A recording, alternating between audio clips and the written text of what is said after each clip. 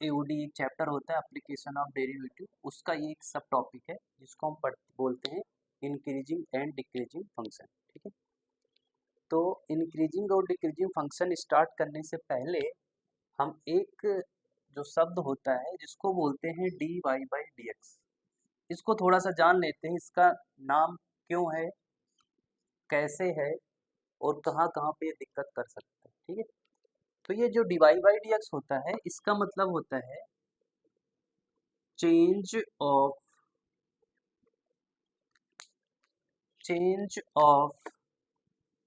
y with respect to x। ठीक है, इसका मतलब ये है कि हम x में थोड़ा सा चेंज करेंगे और फिर उसके हिसाब से देखेंगे कि y में कितना चेंज आया।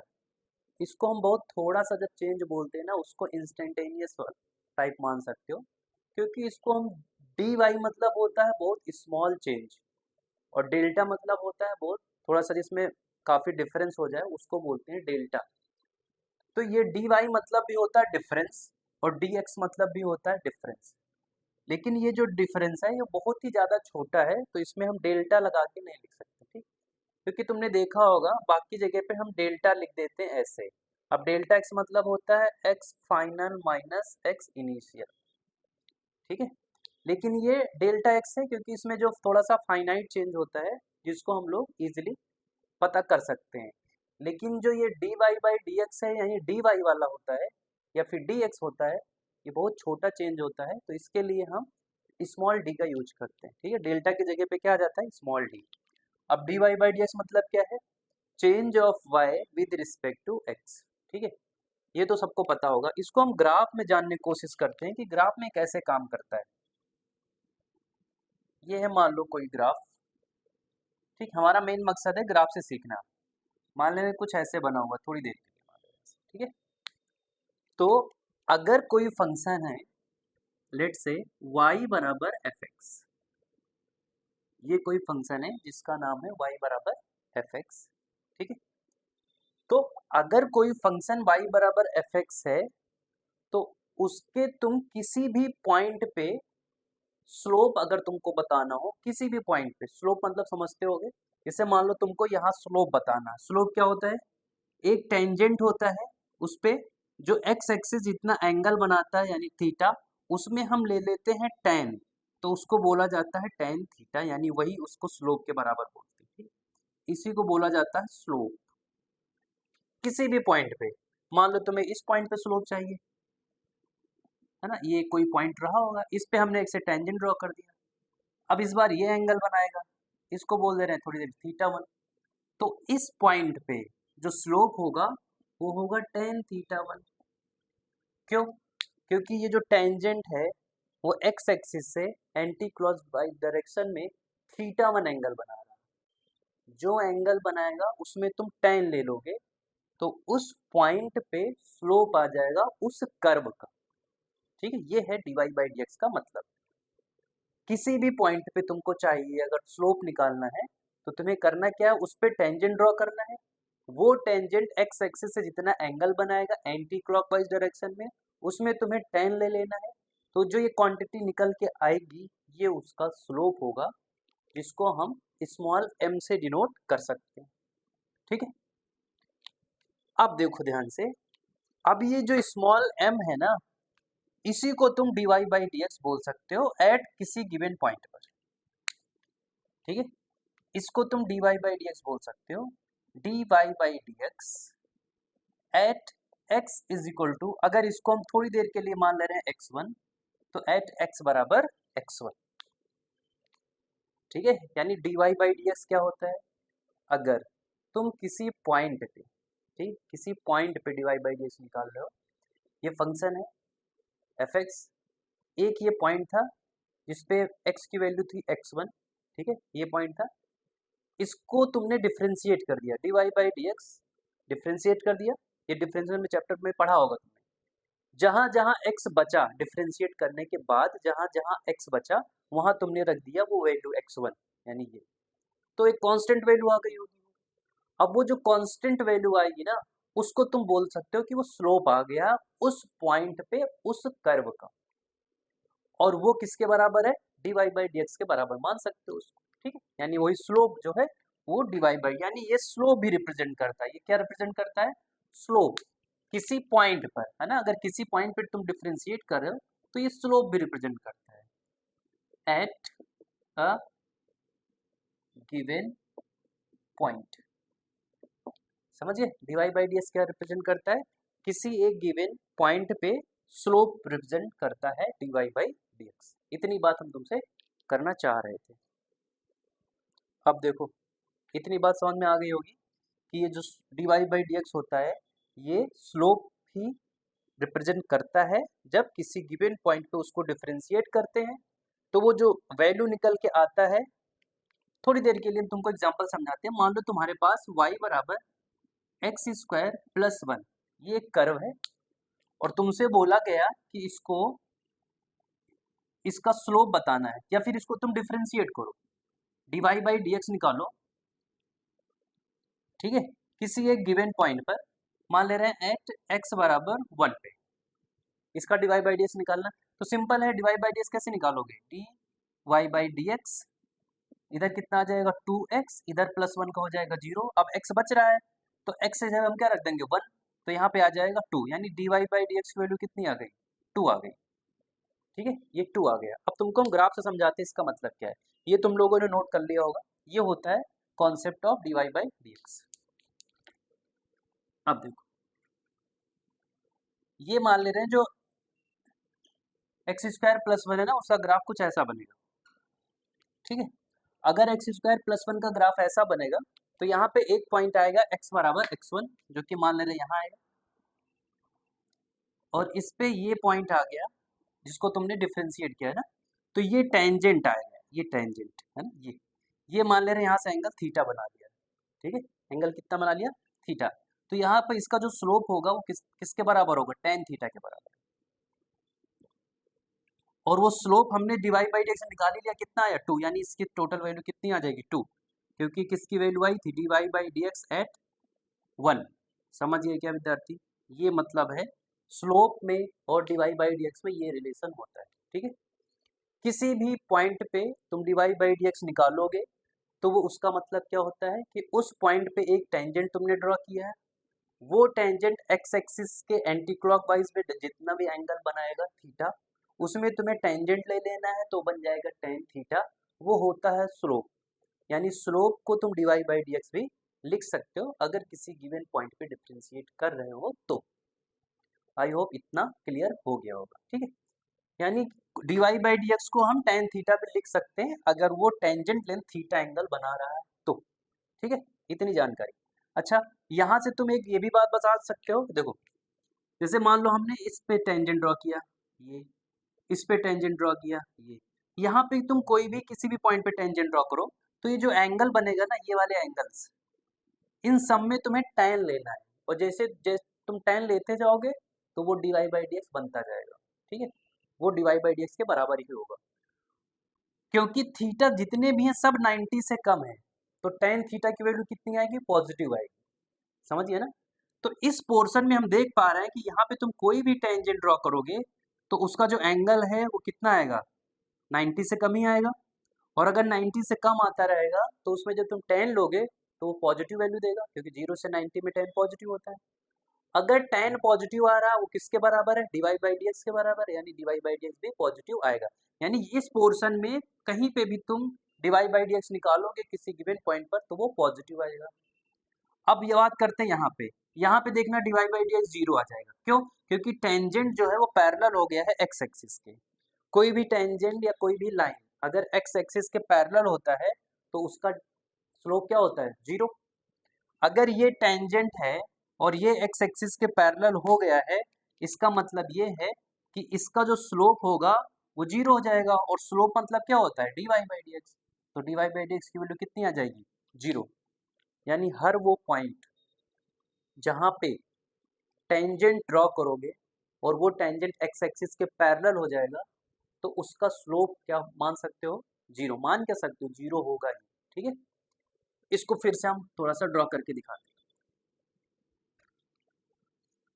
ये फिजिक्स में भी काफी यूज होता है, फिजिक्स में भी तुम मोशन वगैरह पढ़ते हो ना 1D 2D, तो उसमें भी जरूरत पड़ेगा काफ़ी। मान ले तुम्हारे पास ऐसा कुछ कर्व है, ऐसा करके ये ग्राफ, ठीक है। अगर हमसे पूछा जाए सिर्फ इस पॉइंट पे, ठीक है, इसका स्लोप पॉजिटिव होगा या नेगेटिव, सिर्फ ये चेक करना है, तो तुम क्या करो, टेंजेंट ड्रॉ कर दो। और ये थीटा मान लो, अब ये थीटा दिख रहा है 90 से ज़्यादा होगा, तो अगर थीटा 90 से ज़्यादा है यानी कि 180 डिग्री के आसपास, 90 से ज़्यादा 180 डिग्री के बीच में रहेगा तो नेगेटिव होगा।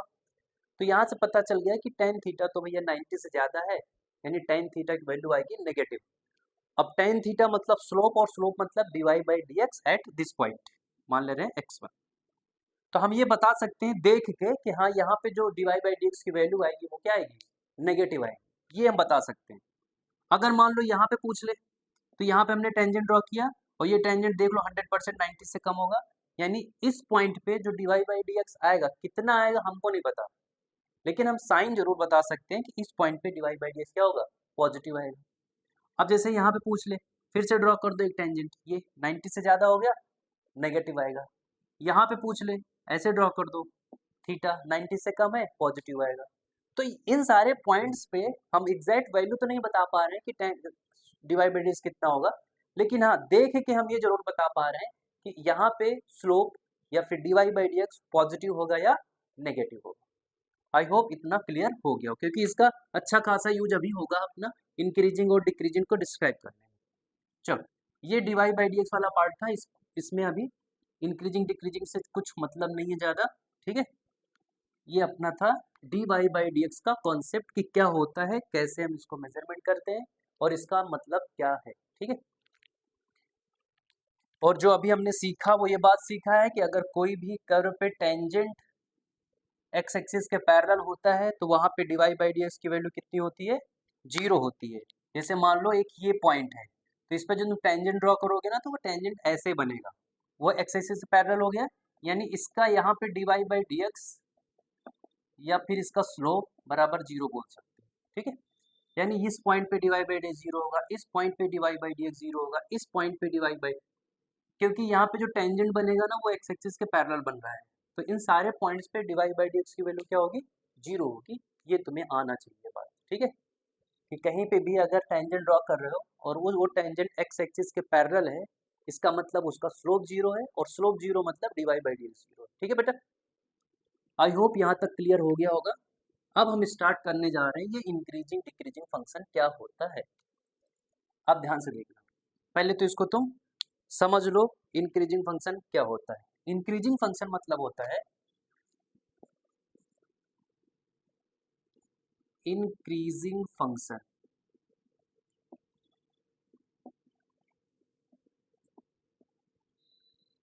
इसका मतलब हम समझाते हैं तुमको, पहले इसकी डेफिनेशन लिख दे रहे हैं। Function function said to B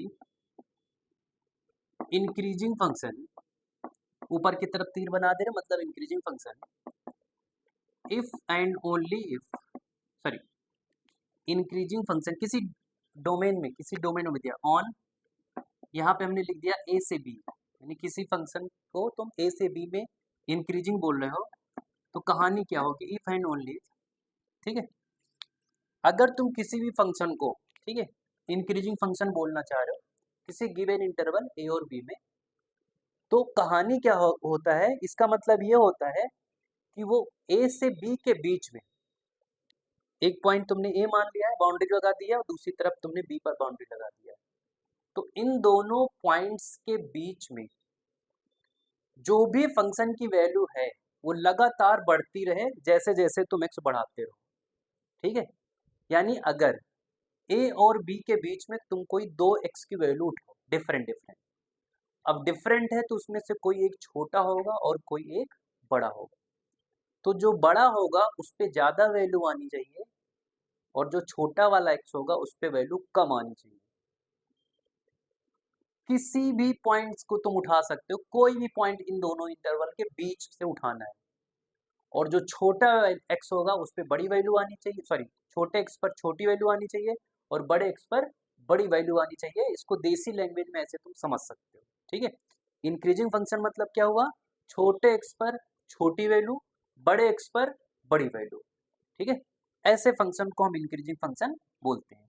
कहानी कुछ कंडीशंस ऐसे लिख सकते हो कि भैया हमने यहाँ पे एक पॉइंट x1 उठाया है, एक पॉइंट x2 उठाया है, जो कि b से छोटा है और a से बड़ा है। इसका मतलब क्या है, ये जो x1 x2 है ये दोनों a और b के बीच में लाई कर रहे हैं। ठीक है, अब अगर ये दोनों a और b के बीच में लाई कर रहे हैं और दोनों डिफरेंट है, तो किसमें से कोई एक छोटा होगा और कोई एक बड़ा होगा। हमने क्या बोल दिया है कि x1 छोटा है और x2 बड़ा है, ये हमने मान लिया है। ठीक है, तो अब जब तुम इन फंक्शन की वैल्यू यानी x की जो वैल्यू फंक्शन में रखोगे, फंक्शन क्या है, fx है। ठीक है, अब फंक्शन fx मान ले रहे हैं यहाँ पे कि वो फंक्शन क्या है, fx। Function fx set to be increasing function on a to b if and only if.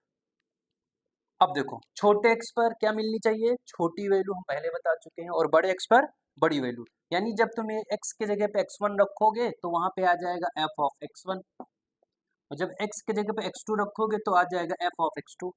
अगर ये इंक्रीजिंग फंक्शन है तो ये सिंबल होना चाहिए इसके बीच में। क्यों, क्योंकि छोटे x पर छोटी वैल्यू मिलनी चाहिए और बड़े x पर बड़ी वैल्यू मिलनी चाहिए। ये तो हो गया सिंपल स्टेटमेंट ऑब्जर्वेशन, जो कि हम ये बता सकते हैं कि ये फंक्शन कैसा है, इंक्रीजिंग है इस इंटरवल में, अगर ये सेटिस्फाई कर रहा है तो।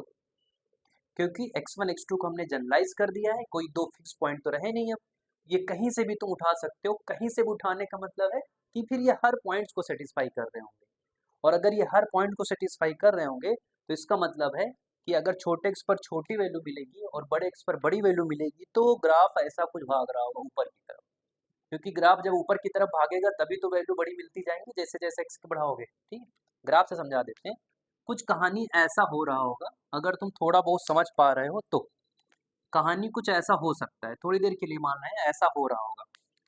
कैसे, यहाँ पे मान लो तुमने x1 था, यहाँ पे x की वैल्यू 2 था, यहाँ पे x की वैल्यू 3 था, यहाँ पे x की वैल्यू 4 था, यहाँ पे x की वैल्यू 5 था। देखो जैसे जैसे तुम x की वैल्यू बढ़ा रहे हो वैसे वैसे पहले y की वैल्यू ये मिला, फिर यहाँ पे y की वैल्यू ये मिला, यहाँ पे y की वैल्यू ये मिला, यहाँ पे y की वैल्यू ये मिला, और यहाँ पे y की वैल्यू।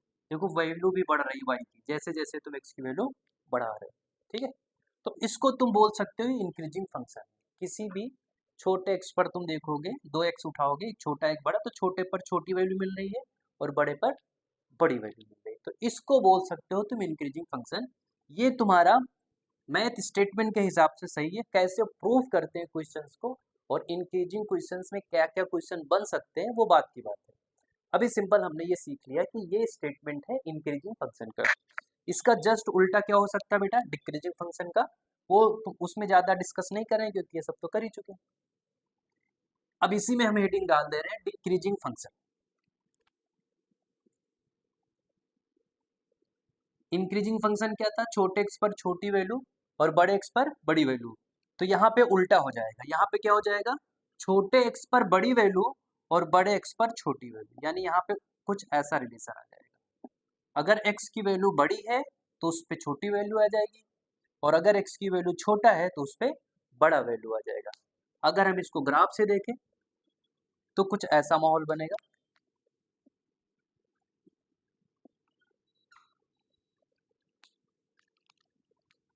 यार मार्कर ठीक से चल नहीं रहा है, मान ले रहे हैं ऐसे बनना। ठीक है, अब यहाँ पे देखो, यहाँ पे तुम मान रहे हो तुम्हारे पास एक पॉइंट है 1, -1, ये है 0, ये है 1, ये है 2।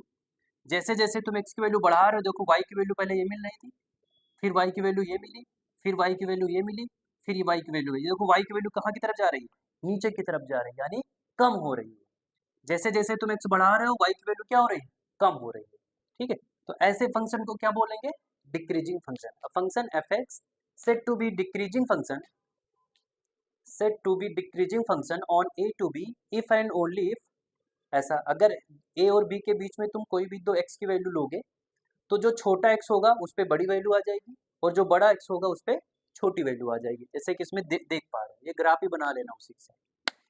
ये तो सिंपल था इंक्रीजिंग और डिक्रीजिंग का कॉन्सेप्ट, मतलब कब इंक्रीज कर रहा होगा, अगर इंक्रीज कर रहा होगा तो क्या हो रहा है, और कब डिक्रीज करेगा और डिक्रीज कर रहा है तो क्या हो रहा होगा। ठीक है, अब क्वेश्चन किस में किस तरीके से बन सकते हैं वो देख रहे हैं। इंक्रीजिंग में भी कई तरीके की इंक्रीजिंग होती है। ठीक है, एक मिनट बेटा इसमें इंक भर दे यार हम।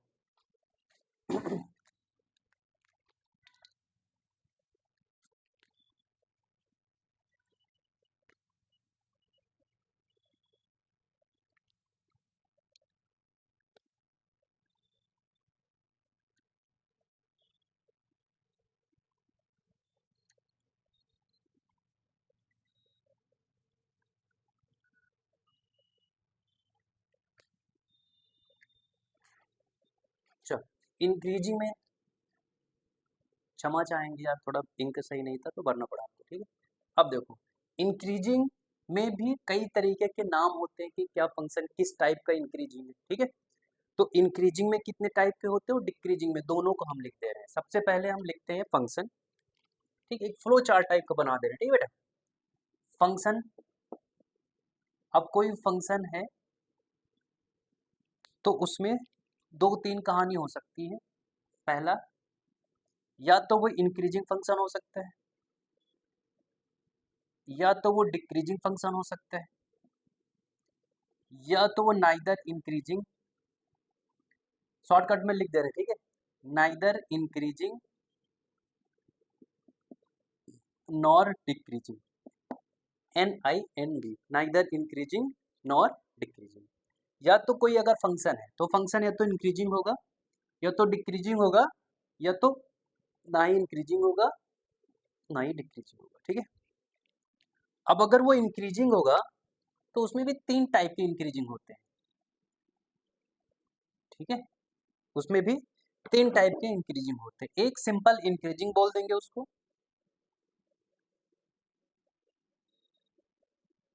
Increasing function. एक होता है स्ट्रिक्टली इंक्रीजिंग फंक्शन,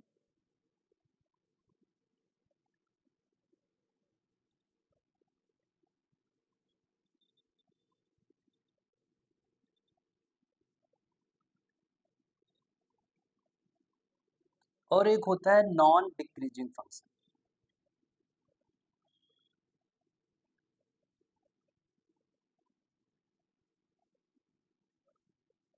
ठीक है।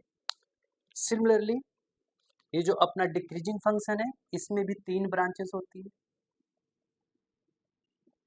एक सिंपल डिक्रीजिंग फंक्शन,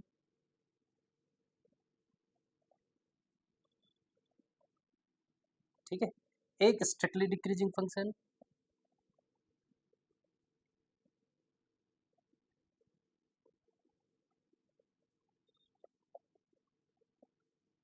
और एक होता है नॉन इंक्रीजिंग फंक्शन। इन सबको मतलब समझाएंगे अभी, ठीक है।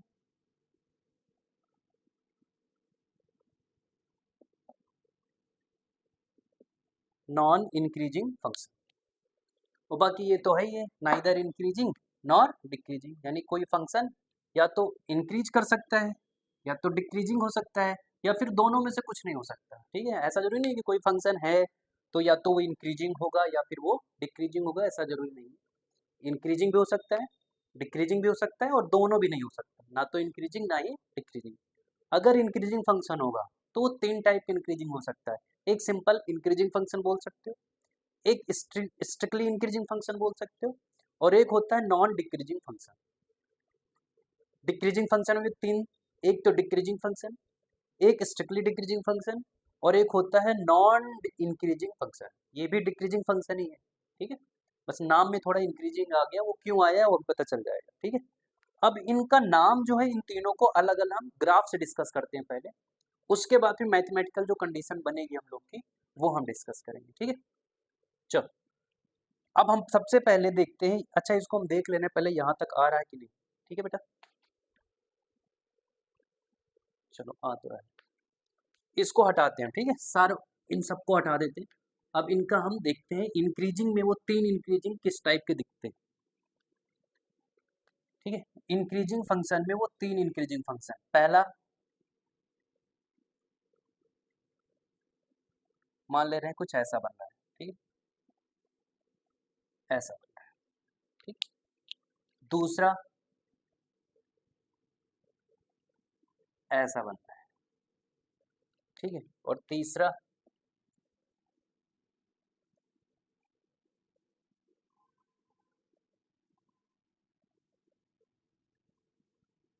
ठीक है। अब देखो ये है पहला ग्राफ, ये है दूसरा ग्राफ, और इसको मैं नाम दे रहा हूं तीसरा ग्राफ। पहला वाला जो ग्राफ है ना, इसको बोलते हैं इंक्रीजिंग फंक्शन। इंक्रीजिंग फंक्शन, इस टाइप का जो बिहेवियर होगा फंक्शन का उसको बोलते हैं इंक्रीजिंग फंक्शन। इस टाइप का जो बिहेवियर होगा उसको बोलते हैं स्ट्रिक्टली डिक्रीजिंग। Strictly increasing.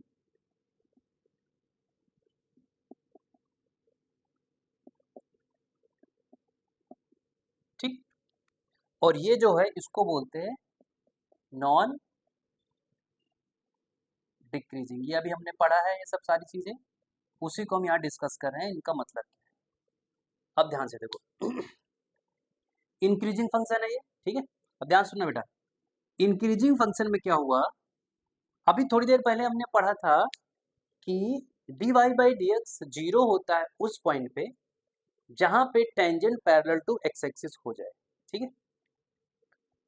यहां पे तुम ध्यान से देखो, इसमें तुम कहीं पे भी तुम स्लोप निकालो, कहीं पे भी, ये थीटा 90 से कम, ये थीटा 90 से कम, कहीं पे भी, यहाँ पे आ जाओ थीटा 90 से कम, यहाँ पे आ जाओ थीटा 90 से कम, यहाँ पे आ जाओ थीटा 90 से कम, यानी इस पे तुम कहीं भी किसी भी पॉइंट पे स्लोप निकालोगे तो जो थीटा यहाँ पे बन रहे होंगे ये सब क्या होंगे, 90 से कम होंगे। अब ये थीटा अगर 90 से कम है तो टेन थीटा पॉजिटिव आएगा, और टेन थीटा को हमने क्या बोला था कि वो d y by d x के बराबर होता है। किसी भी पॉइंट पे अगर तुम डिफ्रेंशिएट कर रहे हो तो वो स्लोप बताएगा किसका, उस पॉइंट पे जो टेंजेंट होगा, उस पॉइंट पे जो टेंजेंट होगा वो एंटी क्लॉकवाइज में एक्स एक्सिस से जितना एंगल बनाएगा उसमें तुम्हें टेंजेंट ले लेना है, वो उसके स्लोप के बराबर आ जाएगा। तो यहां से हम पूरे फंक्शन में देख के ये बोल सकते हैं कि इस फंक्शन में जो d y by d x निकालोगे किसी भी पॉइंट पे तो 100% पॉजिटिव आने वाला है। क्या ये बात क्लियर है विद्यार्थी, क्या ये बात क्लियर है विद्यार्थी। इस ग्राफ में तुम कहीं पे भी एक पॉइंट उठाओ, उस पे टेंजेंट ड्रॉ करो, और उस टेंजेंट पे जो स्लोप आएगा वो 90 से, जो थीटा आएगा वो 90 से कम होगा। अब थीटा 90 से कम होने का मतलब उसका स्लोप पॉजिटिव आएगा, और स्लोप मतलब होता है d y by d x, यानी पूरे ग्राफ का जो d y by d x है वो हरदम पॉजिटिव आएगा, ठीक है। लेकिन यहाँ पे एक ऐसा पॉइंट है जिसपे जो स्लोप है ना वो पैरेलल टू एक्स एक्सिस हो जाएगा। अब पैरेलल टू एक्स एक्सिस मतलब कि यहाँ पे exactly d y by d x की वैल्यू पॉजिटिव नहीं होगी, कितनी होगी, जीरो हो जाएगी। लेकिन ये जीरो भी जो है वो एक पॉइंट पे है, या फिर तुम बोल सकते हो आइसोलेटेड पॉइंट पे। आइसोलेटेड मतलब होता है कि एक पॉइंट पे अगर डिवाइड बाई डी एक्स हो गया है तो उसके जस्ट बगल में नहीं होना चाहिए, मतलब इंटरवल नहीं मिलना चाहिए कि x बराबर 1 से लेके 1.1 तक डिवाइड बाई डी एक्स की वैल्यू जीरो आ गई, ये आइसोलेटेड नहीं होगा, ये इंटरवल में जीरो हो रहा है। यहाँ पे क्या हो रहा है, सिर्फ एक पॉइंट पे जीरो हो रहा है, ये पॉइंट का नाम क्या है हमको नहीं पता, कोई x की वैल्यू हो रहा होगा लेकिन सिर्फ एक ही जगह जीरो हो रहा है। यानी इस ग्राफ में डिवाइड बाई डी एक्स या तो पॉजिटिव है और या फिर जीरो है, लेकिन ये जो जीरो है ना वो आइसोलेटेड पॉइंट पे, ध्यान रखना।